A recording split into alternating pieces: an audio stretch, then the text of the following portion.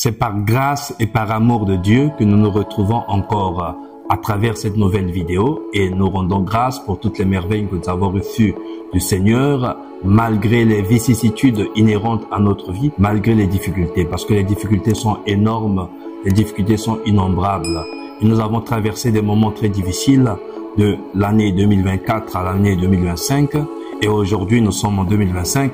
Mais parfois on se pose des questions si les choses ont réellement changé ou si ce ne sont pas seulement les calendriers et les agendas qui ont changé dans nos maisons, mais vraiment la réalité du monde, le tableau peint par la réalité lugubre et sombre de notre monde nous fait réfléchir et nous fait croire finalement que rien n'a changé. Nous sommes passés de 4 à 5, mais rien n'a vraiment changé. Mais en fait, aujourd'hui, nous célébrons une fête très importante, la présentation du Seigneur au temple, la présentation de Jésus au temple, qui est un événement très capital, parce qu'un événement qui se déroule 40 jours après Noël, et donc nous sommes en mi-chemin, c'est comme un pont entre Noël et la Pâque, même si après cette fête, il nous faudra encore 4 dimanches avant de commencer le temps de carême qui nous portera à la Pâque, à la célébration du mystère pascal.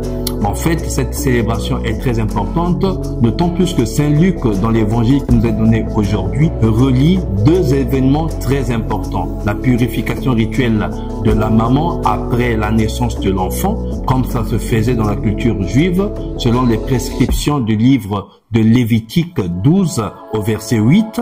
Mais il y a aussi le rite, la présentation de l'enfant au temple, du rachat du premier-né selon les prescriptions du livre de Exode 13-12. Et donc, Saint Luc relie les 2 événements aujourd'hui pour donner un impact, l'importance de cet événement qu'il situe au début de son évangile pour dire que Jésus, c'est la réalisation de toutes les promesses antiques. Jésus, c'est lui qui vient réaliser toutes les attentes du peuple, des attentes antiques et donc la réalisation de toutes les prophéties.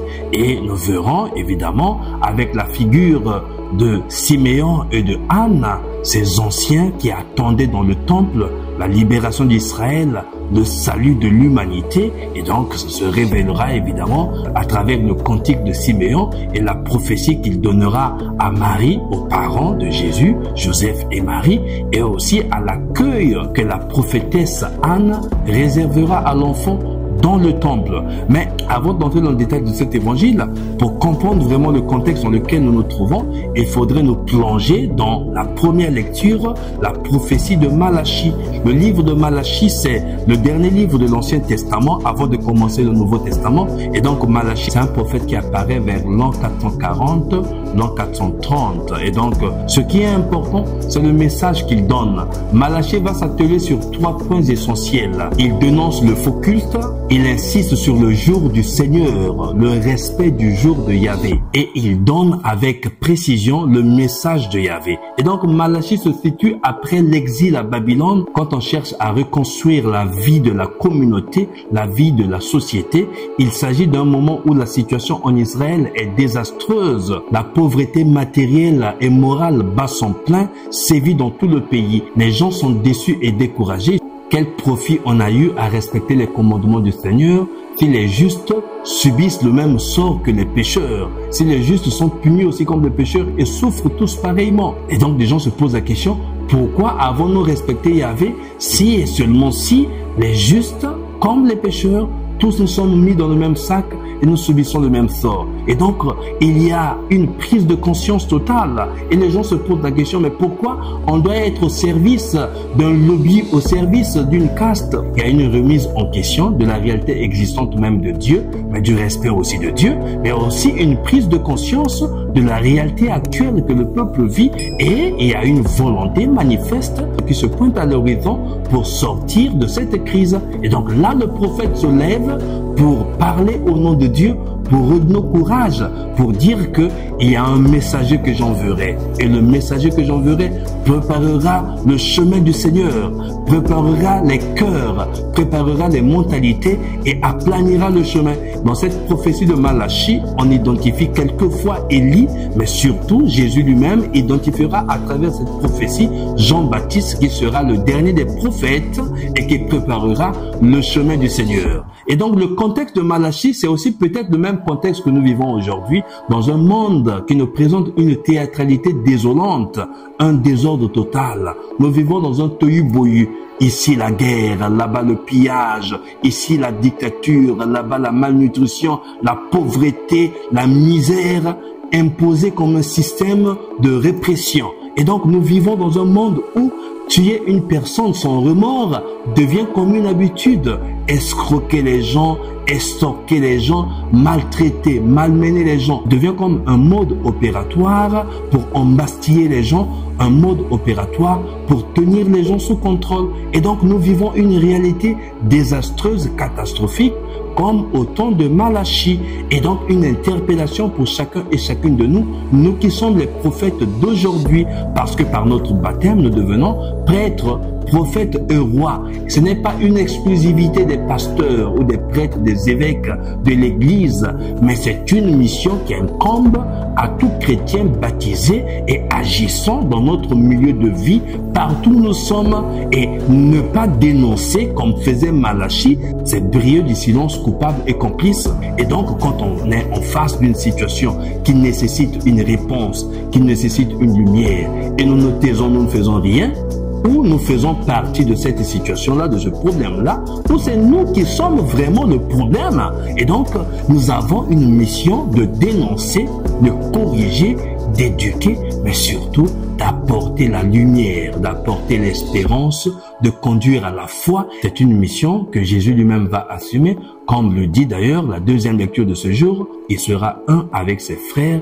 Au milieu de ses frères, il se fait solidaire au peuple. Il rejoint le peuple dans sa misère. Et cela est vrai. Et donc le déplacement des parents vers le temple, c'est pour montrer que les parents respectaient la tradition. C'était des parents pieux, mais surtout c'est pour rejoindre ce peuple-là qui était au temple attendant le Messie. Ce peuple-là qui attendait pendant des années la libération, la victoire, le salut, la joie, la lumière et l'espérance. Siméon, Anne symbolise évidemment le peuple, cette humanité tout entière, avant Jésus, du temps de Jésus et même après Jésus. Et donc nous qui vivons aujourd'hui, nous qui avons fait le passage de 2024 à 2025, sans faire vraiment le passage du vieil homme à l'homme nouveau, sans faire vraiment le passage du cœur ténébreux au cœur lumineux. Et donc c'est à nous aussi que Jésus s'adresse, c'est nous que Jésus rejoint sur notre file d'attente, nous qui attendons aussi la libération. Il suffit de sortir dans nos rues, de sortir dans nos cités, de sortir de nos villages pour voir la cohorte des gens qui souffrent, pour voir la misère des gens, pour toucher la misère des gens. Un peuple désemparé, un peuple perdu, qui n'a plus d'espoir, qui se lève le matin et se couche le soir sans savoir comment vivre demain. Un peuple dont l'avenir est incertain. Les enfants malmenés, les enfants violés, les enfants massacrés, les victimes d'une société sans cœur. Et Jésus nous rejoint. Mais il rejoint surtout ceux qui ont la responsabilité de décider et de sortir le monde de ce chaos total. Quand nous avons des prêtres et des pasteurs qui vivent de duplicité, qui ne savent pas dire la vérité et qui ne savent plus annoncer l'évangile en toute sincérité, avec force, même si cela dérange des consciences, et d'ailleurs c'est mieux que l'évangile dérange des consciences pour titiller les gens, parce que les hommes politiques, les hommes d'église, les directeurs, les ministres, tous ceux qui nous entourent se déclarent aussi quelquefois chrétiens et participent aussi à nos cultes et fréquentent aussi nos temples. Alors, dans ces temples-là, il faudrait qu'on leur dise que voilà ce qu'il faut vivre, la foi, l'espérance et la charité visibles, qui seront visibles à travers nos œuvres. Mais on ne peut pas continuer à embastiller le peuple, à torturer le peuple et nous sentir à l'aise tranquillement comme si rien n'était, alors que le peuple est dérangé et malmené. Le peuple ne mange pas, le peuple dort à la belle étoile sous les bombardements des tirs et le choc. Alors nous dormons dans nos palais, nous dormons dans nos maisons tranquillement, nous dormons dans nos presbytères tranquillement. Notre mission, c'est celle de donner espoir, mais de participer au combat de ce peuple-là. C'est vrai, nous n'avons pas des armes, mais notre arme, c'est cette bouche, c'est cette parole de Dieu pour pouvoir dire la vérité, annoncer la justice, inciter les gens à être cohérents, à être constants, à être fidèles à leurs engagements. Tu es un père, sois père. Tu es mère, sois mère. Tu es chef d'État, sois chef d'État. C'est-à-dire que le garant de la nation, c'est toi qui dois gouverner et rassurer ton peuple. La même chose dans l'Église. Comme nous sommes responsables de communauté, on ne peut pas être un pasteur heureux, un prêtre heureux, quand dans sa communauté, il y a la misère. Quand dans sa communauté, les gens ne vivent pas heureux. Notre bonheur devrait venir du bonheur des autres. Nous ne serons heureux que si nous faisons des heureux autour de nous. Si nous ne faisons pas cela, mais un jour, nous mourrons tous comme des imbéciles. Parce que personne n'emportera rien. Tout ce que nous voulons empocher, tout ce que nous voulons amasser, personne n'a jamais porté rien. Mais il faut qu'on répète ça aux gens. L'histoire de l'humanité, l'histoire de l'Église nous a montré que personne, même si tu amasses tout, personne n'emportera jamais rien. Mais ce que tu as, mets ça à la disposition des autres pour sauver, pour aider, pour guérir, pour changer la face de notre monde.